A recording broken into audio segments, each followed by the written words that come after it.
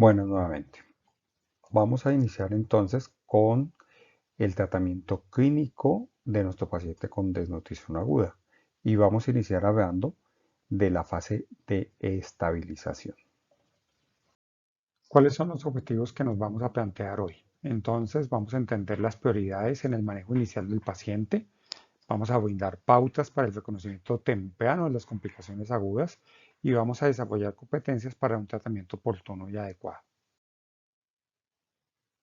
Vamos a tratar entonces en esta charla las principales complicaciones agudas que pueden llegar a descompensar un paciente con desnutrición aguda. Vamos a hablar inicialmente de la hipoxemia o en general de todos los problemas respiratorios del paciente que desnutrido. Vamos a hablar de las complicaciones metabólicas, principalmente de la hipoglicemia y de la hipotermia. Vamos a ver de las consecuencias o de las alteraciones hemodinámicas de nuestro paciente con desnutrición y vamos a ver de la importancia del tratamiento y del diagnóstico temprano de la deshidratación y el choque. Vamos a hacer la búsqueda sistemática del compromiso en piel que puede convertirse no solamente en un foco de pérdida o de aumento de las pérdidas insensibles, sino también se puede convertir en un foco infeccioso. Adicionalmente, vamos a hablar de una piedra o de una pieza fundamental en el tratamiento del paciente con desnutrición aguda y es la antibioticoterapia, principalmente la antibioticoterapia empírica. Y vamos a ver de la importancia que tiene el componente infeccioso o la sospecha del componente infeccioso en el tratamiento de nuestro paciente con desnutrición aguda. Vamos a ver de lo importante que es asegurar la función intestinal y vigilar la función renal durante la fase de estabilización. Vamos a ver del manejo de la anemia, que puede ser importante, una complicación importante en nuestro paciente con desnutrición, que no solamente complica su manejo, sino que es una pieza fundamental en la estabilización hemodinámica de nuestro paciente. Vamos a ver por último del manejo nutricional y de los micronutrientes. Cuando hablamos de nuestro paciente de la fase de estabilización, una pieza fundamental, una piedra angular del tratamiento es obviamente el inicio temprano, progresivo, paulatino y cauteloso del soporte nutricional de nuestro paciente. Para hablar del control de la hipoxemia y el esfuerzo respiratorio en los pacientes, vamos a recordar el triángulo de evaluación pediátrica. Esta metodología evalúa tres sistemas críticos en un paciente: el sistema neurológico, el sistema respiratorio y el sistema circulatorio. A través de la apariencia, nosotros debemos evaluar cómo luce nuestro paciente, cómo se relaciona con su madre, la relación con el entrevistador, la calidad del llanto, el nivel de actividad. Eso nos habla a nosotros acerca de cómo está la parte hemodinámica de nuestro paciente y cómo está la oxigenación. Desde el punto de vista respiratorio, vamos a evaluar la frecuencia respiratoria y los signos de dificultad respiratoria y el esfuerzo respiratorio. Y en la parte de la circulación vamos a evaluar la frecuencia cardíaca, vamos a evaluar el llenado capilar y la calidad de los pulsos. La interrelación de esos tres lados del triángulo nos hablan acerca del compromiso de los sistemas críticos en un paciente. Vamos a hablar de dos complicaciones metabólicas importantes en el paciente desnutrido. Tenemos la hipoglicemia, que los hace muy susceptibles a la disminución de las reservas corporales, y a la hipotermia, a lo cual son susceptibles por disminución de la tasa metabólica basal. Cuando tenemos un paciente con una glucometría por debajo de 54 miligramos por decilitro, decimos que tiene una hipoglicemia. Nuestra siguiente pregunta es: ¿tiene o no alteración del nivel del estado de conciencia? Bajo ese punto de vista, vamos a revisar este algoritmo que nos va a dictar qué debemos hacer con nuestro paciente. Tenemos un niño con una hipoglicemia, nos preguntamos: ¿tiene o no alteración del nivel de conciencia?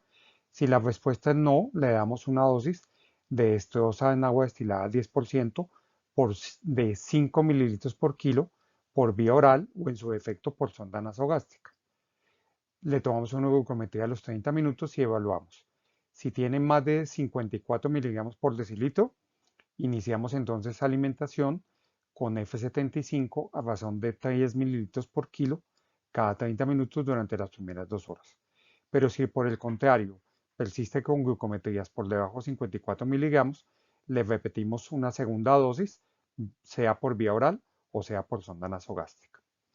Pero si nuestro niño con hipoglicemia tenía alteración del nivel de conciencia, lo que debemos hacer es darle una dosis de dextrosa en agua destilada al 10% de 5 mililitros por kilo, preferiblemente por vía IV o en su defecto por sonda nasogástrica.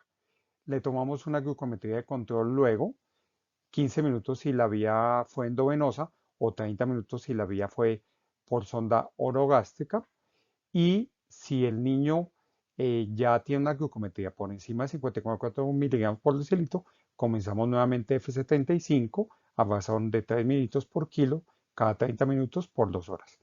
Si el niño después del primer bolo de dextrosa en agua destilada persiste con hipoglicemia, le damos un nuevo segundo bolo de dextrosa en agua destilada al 10%, sea por vía endovenosa o por sonda orogástrica. En cuanto a la hipotermia, es importante decir que puede ser una de las manifestaciones precoces de un evento infeccioso no diagnosticado.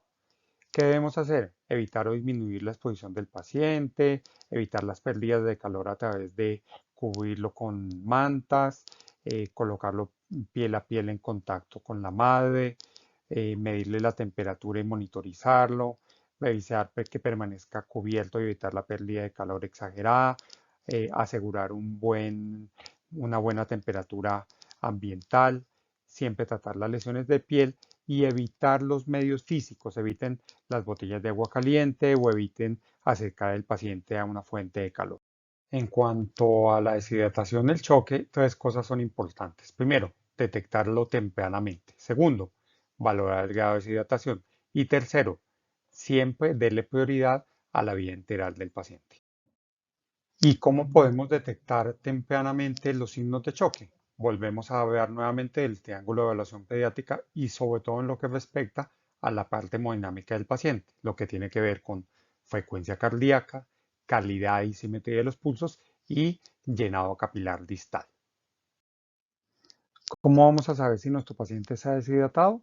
Vamos a utilizar esta escala aquí propuesta donde vamos a evaluar la apariencia general, la respiración, la presencia o no de pliegue cutáneo y la presencia de lágrimas. Recuerde que cualquier paciente con una enfermedad aguda, con pérdidas sensibles como vómito o diarrea o simplemente aquel paciente que tiene hiporexia, tiene una deshidratación grado 1.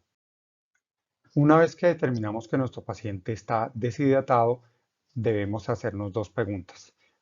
Si tiene o no alteración del nivel de conciencia y qué tipo de desnutrición tiene. Tenemos entonces un paciente deshidratado. Nos preguntamos, ¿tiene alteración del nivel de conciencia? No, no tiene. ¿Es una desnutrición aguda moderada? Sí, le damos sales de hidratación oral 75 a razón de 75 mililitros por kilo para las próximas 4 o 6 horas. Pero si por el contrario es una desnutrición aguda severa, le damos sales de hidratación, pero debemos preparar 1 litro con 10 mililitros de cloruro de potasio para darle una dosis de 10 mililitros por kilo por hora para las próximas 12 horas. Pero si por el contrario nuestro paciente deshidratado tenía alteración del nivel de conciencia, debemos acceder preferiblemente a una vía endovenosa o en su defecto a sonda orogástrica, le damos lactato de Ringer a una dosis de 15 mililitros por kilo para 1 hora. Si mejora con eso, le pasamos a vía enteral con sales de hidratación oral 75, 1 litro más 10 mililitros de cloruro de potasio a una dosis de 100 mililitros por kilo para 12 horas. Pero si por el contrario no mejora, debemos darle una dosis, un segundo bolo de lactato de Ringer a la misma dosis en el mismo tiempo y debemos evaluar la posibilidad de anemia y necesidad de reposición con glóbulos rojos empaquetados. Ahora bien, ¿cómo saber si el paciente mejora?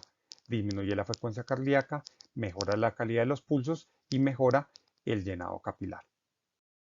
Y por último, evaluemos las lesiones en piel en los pacientes desnutridos, en especial los niños con cuachorco. ¿Qué tipo de lesiones? Pueden haber lesiones pelagoides, lesiones bulosas, lesiones periorificiales o lesiones ulceradas y exudativas. Aquí podemos ver entonces gráficamente las lesiones en piel de los pacientes desnutridos. Aquí tenemos lesiones pelagoides. Estos dos pacientes tienen lesiones ulcerativas, exudativas, periorificiales, lo que llamamos algo muy típico de los pacientes desnutridos, la acrodermatitis enteropática. Aquí vemos otros pacientes con mucho más florido. Este niño tiene lesiones pelagoides y tiene lesiones de acrodermatitis enteropática, al igual que este paciente es mucho más severo. Fíjense, el compromiso periorificial es muy importante con lesiones ulcerativas y exudativas, y tiene lesiones de intértrigo en el cuello y en el periné, propio de la acrodermatitis enteropática. Esas lesiones en piel entonces deben graduarse de acuerdo a esta escala aquí propuesta. Incluso tenemos adicionalmente un nomograma donde vamos a poder determinar el grado de extensión de esas lesiones, y de esa forma vamos a saber si es un grado 1, grado 2 o grado 3.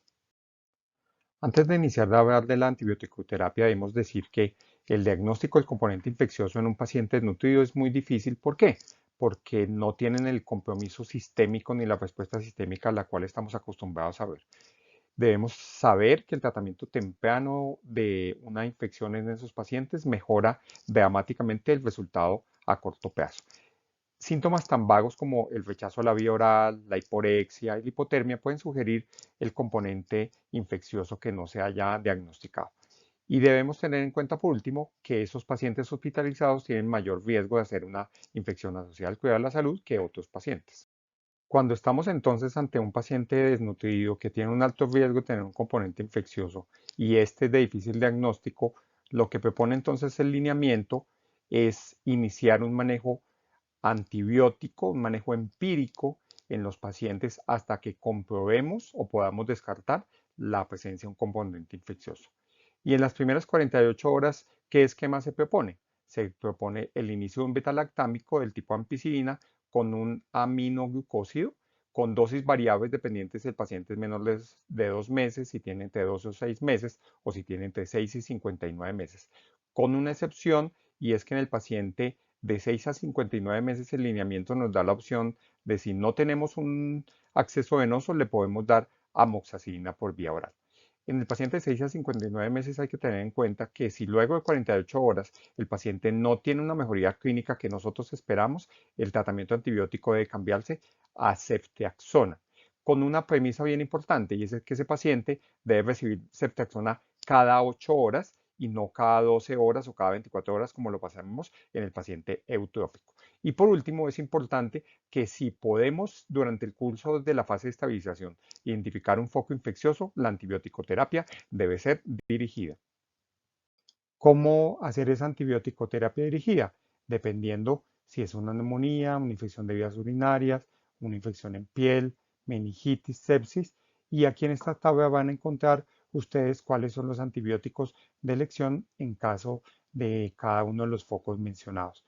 Por ejemplo, en el caso de una neumonía, como bien lo menciona también la guía práctica clínica, la primera elección es una penicilina cristalina. Si es infecciones en piel, debemos tener en cuenta la posibilidad de un estafilococo aureus meticilino resistente, por lo cual el antibiótico de elección debe ser clindamicina con o sin la unión de un aminoglucósido, dependiendo de cuál es el foco de infección. Si es una meningitis bacteriana, igual que las recomendaciones actuales, el manejo empírico debe iniciarse con una cefalosporina de tercera generación tipo ceftriaxona aunado a vancomicina. Existen también recomendaciones de antibiótico-terapia dirigida para tuberculosis, para malaria, incluso para infecciones asociadas al cuidado de la salud, donde la elección va a ser piperacilina tazobactam con o sin vancomicina, dependiendo de la flora de cada uno de los hospitales donde ustedes trabajen. Cuando vemos en el paciente desnutrido de asegurar la función intestinal y mejorar la función renal, nos referimos a que la barrera gastrointestinal, la barrera natural, teniendo en cuenta todos los cambios fisiopatológicos que mencionamos anteriormente, puede estar rota y puede facilitar a través de la translocación bacteriana una sepsis en el paciente desnutrido. Entonces, mantener el trofismo de la mucosa intestinal y darle preponderancia a la vía enteral asegura que esa barrera se repare y se evite la translocación bacteriana.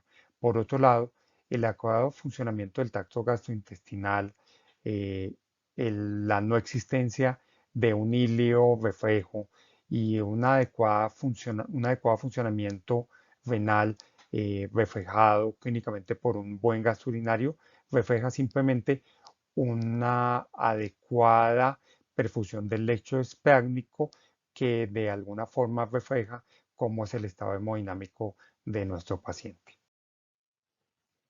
En el manejo de nuestro paciente, la anemia también es otro punto importante que debemos resaltar y es importante tener en cuenta que cuando rehidratamos un paciente deshidratado, probablemente los niveles de hemoglobina en sangre disminuyan y aparezca una anemia que inicialmente no se había evidenciado.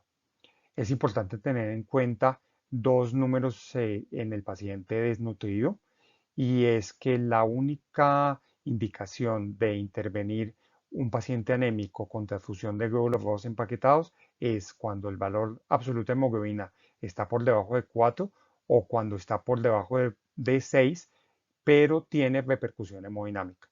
¿Cómo se debe reponer esa anemia?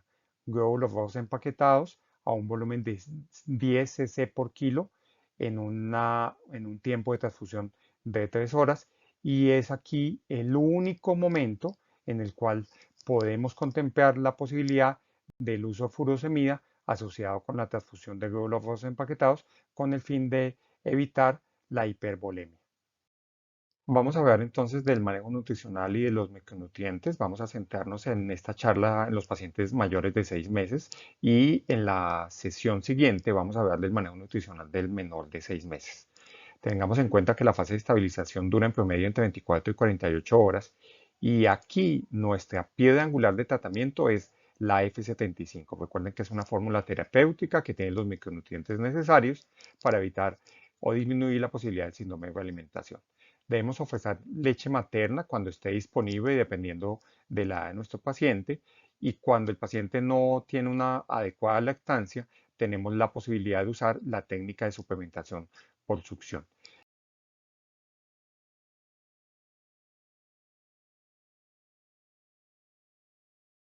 Y por último, vamos a ver aquí nuevamente y vamos a recalcar la importancia de la alimentación lenta, progresiva y paulatina.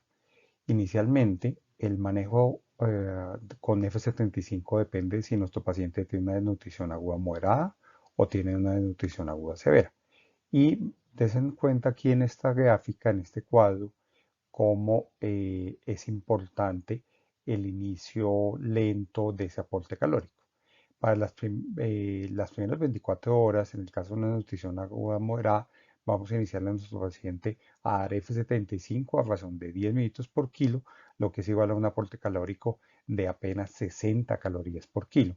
Y en las próximas 24-48 horas, vamos a subirle un aporte de 14 mililitros por kilo por toma, lo que es igual a 84 calorías por kilo. Pero si por el contrario nuestro paciente lo que tiene es una desnutrición aguda severa, va a ser importante saber si este paciente tiene o no edema, porque de esa forma vamos a darle el aporte calórico. Fíjense, por ejemplo, lo importante que es esa diferenciación, porque en el caso de que nuestro paciente tenga edema, el aporte calórico de las primeras 24 horas va a ser apenas de 24 calorías por kilo y apenas de 42 calorías por kilo para las segundas 24 horas.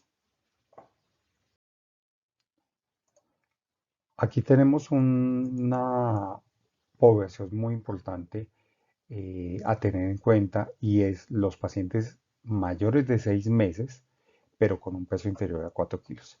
En esos pacientes, el inicio de la alimentación también debe ser bastante cautelosa porque han sido niños o son niños que han sido sometidos a una restricción calórica bien importante. Recuerden, o sea, son niños de 6 meses, de 6, 7, 8 meses, pero que no han alcanzado un peso ni siquiera de 4 kilos. Eso quiere decir que las restricciones calóricas y las deprivaciones nutricionales que han tenido esos niños han sido muy importantes y eso obviamente los predispone o aumenta su riesgo para un síndrome de realimentación. Por tanto, el inicio de la alimentación en esos pacientes debe ser muy cautelosa. Al igual también debemos, como en todos los niños, hacer una búsqueda rutinaria y sistemática del edema y con base en eso vamos a decidir cuándo y cuántas calorías vamos a darle a ese paciente durante el curso de la fase de estabilización. En esos niños la fase de estabilización realmente se prolongue mucho más allá de las 48 horas. En cuanto al uso de micronutrientes, primero debemos tener en cuenta que durante la fase de estabilización la F75 cubre todos los requerimientos de vitamina A, de zinc y de cobre. Solamente vamos a indicar ácido fólico en una dosis única de 2.5 miligramos al inicio de la fase de estabilización en los pacientes menores de 6 meses y está contraindicado el suplemento de hierro durante esta fase ya que aumenta la posibilidad y la mortalidad por el componente infeccioso. ¿Y qué podemos concluir? La detección y manejo temprano de las complicaciones agudas marcarán el pronóstico a corto plazo de nuestros pacientes. El diagnóstico temprano depende de una evaluación y una monitoría continua del paciente. Y el conocimiento de la fisiopatología contribuye a la sospecha diagnóstica de las complicaciones asociadas. El componente infeccioso es un enemigo oculto del paciente desnutrido. El enfoque multisistémico del paciente debe ir más allá de las complicaciones agudas y una mirada desde la fisiopatología nos ayuda a un enfoque más racional